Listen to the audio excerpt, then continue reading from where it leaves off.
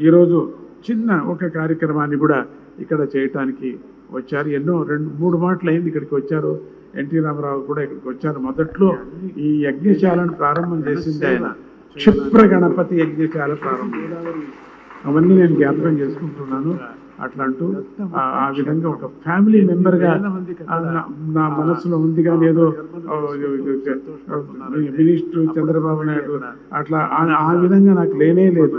ఒక ఫ్యామిలీ మెంబర్గా నేను ప్రార్థన చేస్తున్నాను అని చెప్పి మా ఫ్యామిలీ మెంబర్కి బాగా కానీ అభివృద్ధి కానీ అని చెప్పి ఆయన అనుకున్నదంతా బాగా జరగని, ప్రజలందరూ క్షేమంగా ఉండని. కొంచెం తక్షణం అయ్యలేదు కదా. రాముడు రాజ్యానికి వచ్చాడు.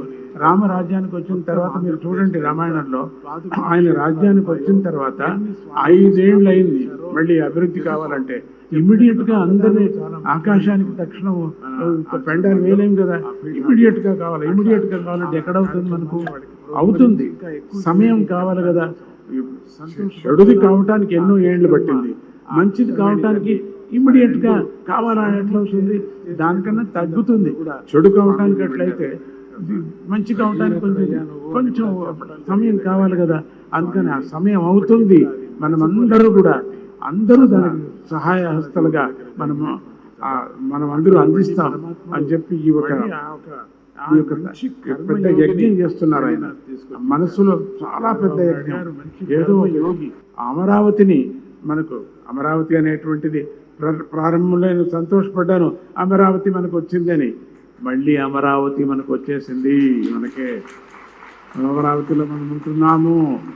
అమరావతి అని చెప్పుకుంటున్నాం మనం. ఇంతవరకు నేను విజయవాడ అనుకుంటుంటే అడిగారు అమెరికాలో కూడా మీ రాజ్యం ఏది అని. విజయవాడ. ఏం చెప్తున్నాను? ఇప్పుడు చెప్తాను నేను అమరావతి అని చెప్తాను. నేను చెప్పుకుంటాను నా అమరావతి నేను చెప్తాను.